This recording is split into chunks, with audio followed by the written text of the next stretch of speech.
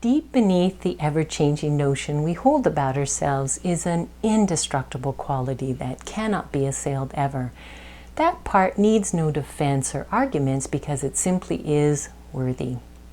A cat never questions if it is indeed a cat or worthy of being petted and curling up in comfort on our laps, on the couch, and in the sun.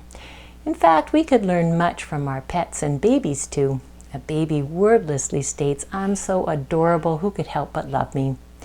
Neither babies nor animals feel the need to prove they're worthy. They just exist in a state of being and becoming. If we're quiet and still enough, we find the same quality deep within ourselves. Somewhere along the way, we adopted the strangest notion that we have something to fix, something to prove, and something to change. That no matter what, we could have done better, strived harder, and reached higher. Nothing is ever quite good enough. Somewhere along the way, we realize it's an empty and impossible pursuit. All the things we think we need to be worthy continue just out of our reach. Eventually, we throw up our hands and exclaim, "I've had enough." What all the clearing of unwanted debris gives us is space. Space to see that underneath there's a part of us that is stable and can be counted on no matter what.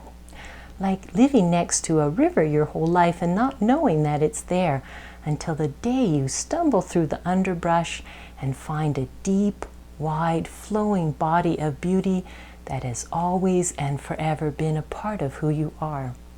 You may not have acknowledged its existence before, but once you discover its depths and immensity, there's no going back. To the person who attempted to squeeze themselves into a box and make other people happy at the expense of themselves, there's a world of gratitude and appreciation waiting upon this realization that you have nothing to prove, really. That the wonderful person who you really are is unaffected by the scratches on the surface. The wrong turns, the occasional blunders, and the unkindness is both given and received. When I was young, I got temporarily sidetracked too and lost track of my own sense of well-being. So easy to feel overwhelmed and unworthy, my back against the wall, me against the world, and all the rest of those common misbeliefs. My journey back to the sense of my own self-worth has been fraught with pitfalls and challenges, but I'm happy to report I'm no worse for wear. Mostly, I'm just thankful that the me I lost sight of has been there all along, unchanged, stable, and ever loving. Phew, what a relief. I no longer feel so compelled to prove my worthiness, well, most of the time anyway, but am simply delighted to be alive and to marvel at the people, the stillness, the immensity, and the brilliance and the wonder of it all.